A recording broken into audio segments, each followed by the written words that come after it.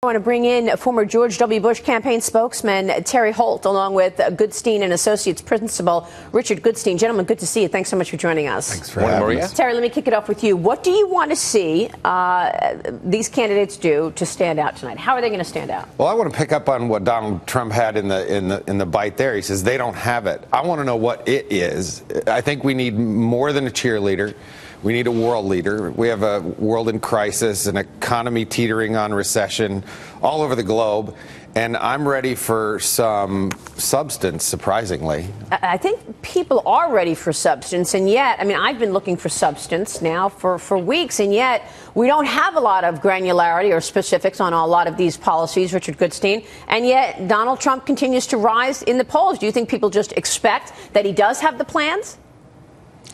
I'm with Terry. I think this whole Trump phenomenon is a kind of house of cards, and it won't take much to bring it down. And actually, the thing I'm looking for tonight is not even so much to challenge him on his lack of substance. I mean, last night was supposed to be a foreign policy address. It was a joke. I mean, it was an insult. It was a joke. There was nothing about foreign policy other than his usual braggadocio. But what I want to see people challenge him on is that he's been a bald-faced liar. I'm sorry, when he says, no, I didn't mean about Carly Fiorina's face.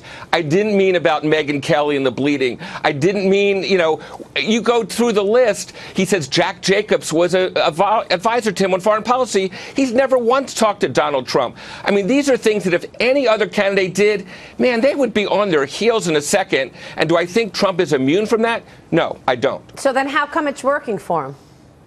Because I think the Republican base has been misled, with all due respect, by the Tea Party saying, oh, get us in and we're going to do all these great things. And guess what?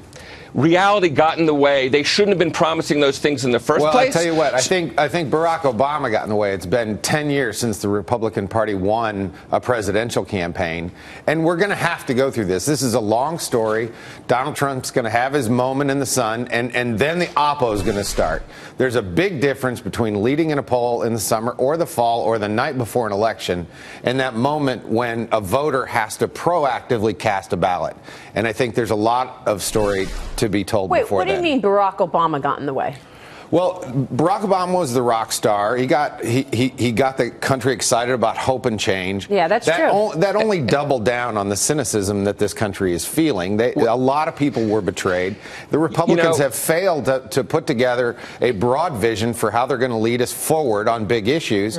And he's taken up the space we failed to respond to Barack Obama. Yeah, Michael, you want to jump in here? Yeah, I mean, this is all well and good. The five of us can be here on set and say things like Trump's a joke. He's not giving any substance here, but something's working here. I mean, this is the early part of what's going on. This is the rush party part of the fraternity pledging process. Call it what you will. But the point is, it's working right now. These guys have momentum. What did the so-called mainstream candidates, Jeb Bush, Marco Rubio, Chris Christie, what do they need to do, guys, to get in there and do something? Even if it's not what they want to focus on, the reality says it's what they need to focus on now. Richard, Terry, I think that's a good point. Prove that they listen, have Terry, hold on, Terry. What Donald Trump says, they Terry, they don't have it. What is it? Yeah, go ahead, Richard. Look, so I think that's a perfectly good question. And as Terry pointed out, again, not only was Rick Perry ahead 4 years ago at this point, but Herman Cain was ahead a month from now 4 years ago. So there's a lot of dust that needs to be settled. But I agree about the mainstream people. It's part ideology, but it's part seriousness. Again, Donald Trump featured last night as a foreign policy speech. Yeah. And yes, and it was devoid of foreign policy. Do I think voters at the end of the day, I think people responding to pollsters will say anything. Richard, you're saying, you and Terry are saying you want more specifics from Donald Trump. Well, I want more specifics from you. I mean, why is this so much about Donald Trump and what he's doing? I mean, that's working for him. What's not working for Jeb Bush is the fact that Donald Trump painted him as low energy, as boring. Well, what is Jeb Bush going to do tonight, or what could he do specifically to rid himself of that image that Donald Trump has branded him with? Right. So they're going to be shoulder to shoulder, right?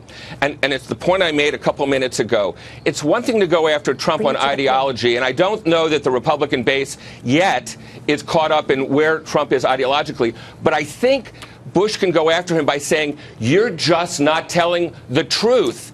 And I think that's, if he says that face to face, let Trump come back at him and let them duke it out. But that will, A, show backbone by Jeb Bush, and B, call Trump on his weakness. Puts the spotlight back on Trump. I actually look for one of the single-digit guys to try to grab the coattails of Donald Trump and maybe make a little bit of news.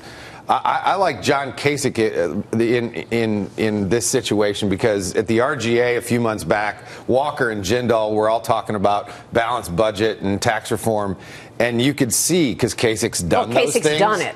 Yeah, with a little bit of credibility, but still that sort of blue collar feel, he could really do well with some comparisons, not with Donald Trump necessarily, but by one of these lesser guys with less credentials. You know, the smackdown at the RGA last year was unbelievable, and he could do something like this and stand out in this debate. I agree. I think Kasich could be the sleeper in all of this because he's got the goods in terms of what he's been able to do. And that's what people want. A lot of them have.